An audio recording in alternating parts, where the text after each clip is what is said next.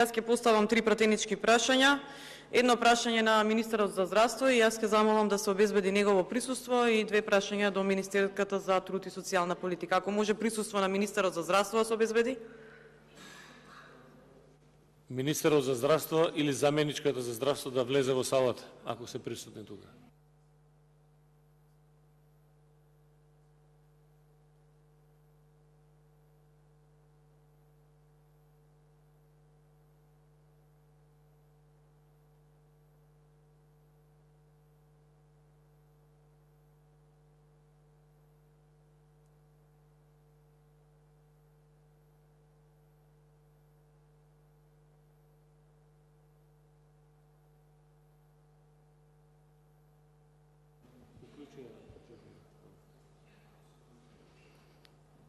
Очигледно неодговорноста и дрскоста на оваа влада е повторно покажана на дело и покрај тоа што имаме можност за еднаш месечно да имаме пратенички прашања, министрите ги повикуваме како на разглас овде, па не се појавуваат. Во отсуство еве на министерот за здравство, јас ќе поставам прашањето во име на представниците од стоматолошката комора, која што во последниот период ми се обратија повеќе групи, здруженија како и стоматолошки друштва. Барам одговор во нивно име од министерот за здравство, кој што е отсутен денеска, за одредени прашања и неправилности поврзани со функционирањето на стоматолошката комора, за која повеќе стоматолози имаат поднесено преставки во Министерството за здравство, а се уште немаат добиено одговор. Ниту се преземени конкретни активности и мерки од Министерството како би им се излегло во пресред на стоматолозите како засегната афела.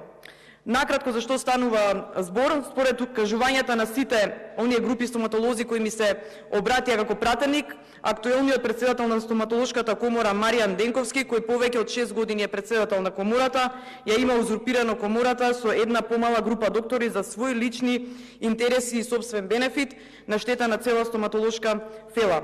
Исто така постојат сомневања за злоупотреба на службена положба и овластувања од страна на актуелниот претседател на стоматолошката комора по неколку основи. Прво, во неговото основано стоматолошко друштво, кое практично е здружение, а не друштво, основал и вклучил уште 5 здруженија кои не се регистрирани во Централниот регистар.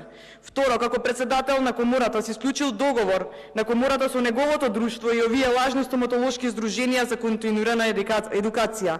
Од двете страни на договорот е истиот човек и тој не застанува тука. Актуелниот председател на комората Денковски се вработил на 10 часа дополнителна дејност во комората каде е председател на истата. Со оглед на тоа дека за работа како дополнителна дејност треба да склучи договор помеѓу институцијата каде работи лицето и институцијата каде лицето ќе врши дополнителна дејност. Во конкретниот случај Денковски склучил договор сам со себе, за самиот себе, бидејќи е вработен во негова ординација, воедно е управител на стоматолошката комора. Освен за употреба на службена должност и овластување за актуелниот претседател на стоматолошката комора, постојат и сомневања за финансиски малверзации. Одредени финансиски средства од сметката на комората биле потрошени ненаменски и не постои финансиски извештај каде завршили илјадници евра кои уредно со документи се евидентирани на сметка на комората пред да завршат без покритие. Воедно актуелниот претседател на комората дотолку ја има узурпирано комората за која има добиено јавни овластувања од Министерството за здравство, што не само што Денковски го исклучува секој неистомисленик од комората, туку истиот е принуден и понатака да плаќа чланарина и плюс да плати казна од 3000 евра, зашто комората го осудила затоа што се спротивставил на погубните политики на председателот. Пред скоро време Денковски спроведе избори за реизбор на крајно недемократски, дискриминирачки и насилен начин, повикувајќи се во име на актуелната власт. Постојат докази и преставки до надлежните судови дека на овие избори им било одземено правото на глас, кој им го гарантира законот, на повеќе од половина членови на комората, воедно постоелі дискриминирачки критериуми за учество, со кои се исклучуваат еминентни стоматолози од правото да бидат бирани. Изборите според кажувањата на стоматолозите биле насилно спроведени, прекршувајќи ги сите акти на комората, како и спротивни на законско загарантирано право на учество на сите стоматолози членови на комората. Воедно, Државната комисија за спречување корупција има отворено 2 предмети поврзани со актуелниот претседател на комората и на седмицата, одржана на 14.2.2023, го повикува Министерството за здравство и Државниот санитарен здравствен инспекторат да реагираат и да дадат одговор на представката поднесена од нив. До кога власта ќе штити вакви ликови само затоа што се дел од нивната партија? Дали и кога планира министерот за здравство да се ангажира околу овие злоупотреби и да даде одговор на стоматолошката фела, која не е така мала, би ги заштитила истите и нивните колективни интереси? Второто прашање до министерката за труд и социјална политика. Изминатите неколку недели целата македонска јавност е сведок како министерката за труд и социјална политика Јована Тренчевска се става во директна заштита на директорка на детска градинка која работела незаконски. Пред неколку денови до мене од страна на Свирка се доставени документи кои јасно укажуваат во детската градинка Детска радост во општина Газибаба дека се работело незаконски. Имено овде имам ревизорски извештај во кој надворешна независна лиценцирана ревизорска куќа дава неповолно мислење со утврдени 8 наоди за незаконско работење. Во него е јасно напишано дека со средства од градинката која ги даваат родителите за престојот на нивните деца, вашата омилена директорка, почитувана министерка, купувала луксузен мебел за својот кабинет. Со парите од родителите на децата се одело по ресторани по завршување на работното време. Биле извршувани набавки над 60.000 денари без да се спроведе соодветна јавна набавка, што е спротивно на Законот за јавни набавки.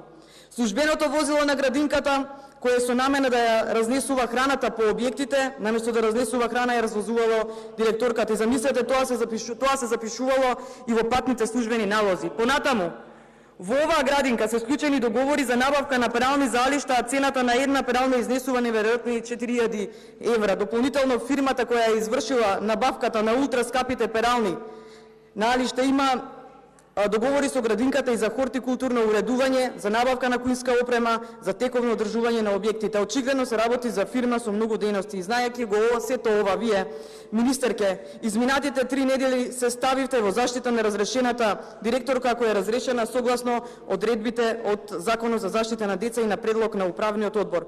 Откако не успеа министерката да направи притисок на градоначалникот на општина Газибаба за да ја врати разрешената директорка, прави силен притисок врз работените во Министерството за труд и социјална политика со цел да донесе незаконско решение за одземање на надлежностите.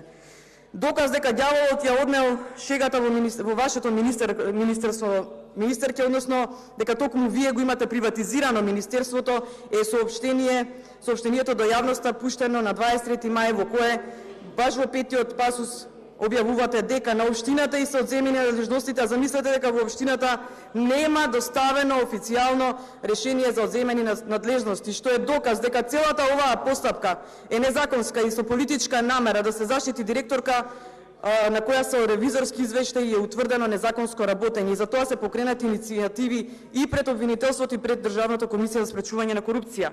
На одлуката за разрешување на директорката јавна писмена поддршка даде синдикатот на СОНК, кој наведе низа на своји забелешки на нејзиното работење, како и над 80 вработени со отворено писмо на кој беа подпишани и над 100 родители исто така подпишани. Но и покрај сето ова вие ги одземате надлежностите, бидејќи нели власта е во ваши раце, имате сила, имате моќ и никој ништо не ви може. Моето прашање до вас е: зошто се ставате во заштита на сторен криминал?